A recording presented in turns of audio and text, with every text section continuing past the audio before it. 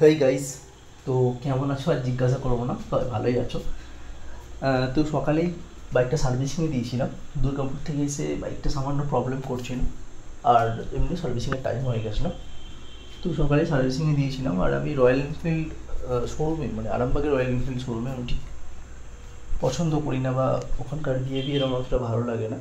তো এখানেই একজন লোকাল দোকানে খুব ভালো মেকানিক আছে, যে এনফিল্ডের স্পেশালিস্ট এনফিল্ড সার্ভিস করে, তো সেখানেই আমি দিই। তো সেখানেই যাচ্ছি এখন, আরামবাগ বাস স্ট্যান্ডের কাছে। তো চলো যাওয়া যাক, টোটো পেয়েই গেছি, দেখতেই পাচ্ছ। চলো যেতে থাকি। তো বন্ধুরা, পৌঁছেও গেলাম রকেটের স্পিডে বাস স্ট্যান্ডের অটোয় করে। এইখানেই আমি বাইকটা সার্ভিসিংয়ে দিয়েছি।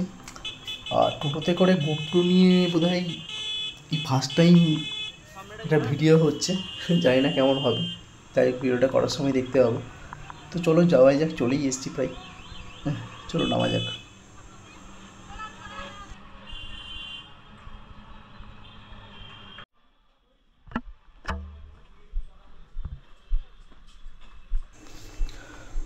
তো বন্ধুরা, চলেই এসছি। এখানে আমি বাইকটা সার্ভিসিংয়ে দিয়েছিলাম। দাদাকে জিজ্ঞাসা করে নিই, আশা করছি হয়ে গেছে।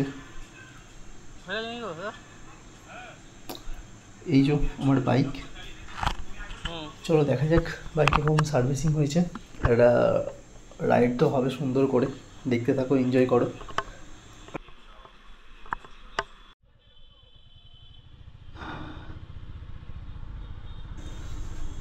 তো বাইকটা একদম পুরো স্মুথ হয়ে গেছে। এটা মোটামুটি একটা টেস্ট ড্রাইভ নেই, একটু স্পিডে চালিয়ে। চলো দেখতে থাকো আর এনজয় করো।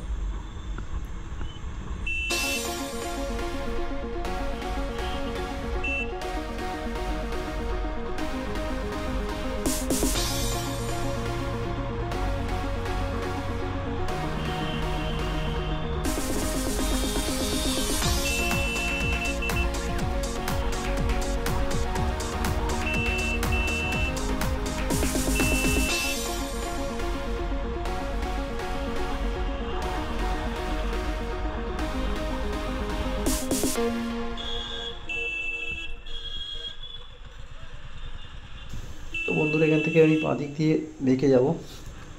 খুব সুন্দর, স্মুথ এবং পুরো মাখনের মতো লাগছে বাইকটা রাইড করতে। দিল তো মেরা খুশ হো গয়া ভাই। তো চলো, ভিডিওটা আর এখান থেকে বড় করবো না, ভিডিওটা এখানে ক্লোজ করব। ভালো লাগলে অবশ্যই লাইক, কমেন্ট, শেয়ার, সাবস্ক্রাইব করে দেবেন। আর নেক্সট ভিডিওতে যদি কোনো রকম ইমপ্রুভমেন্ট দরকার হয়, প্লিজ কমেন্ট করে জানাবেন। অনেক অনেক ধন্যবাদ।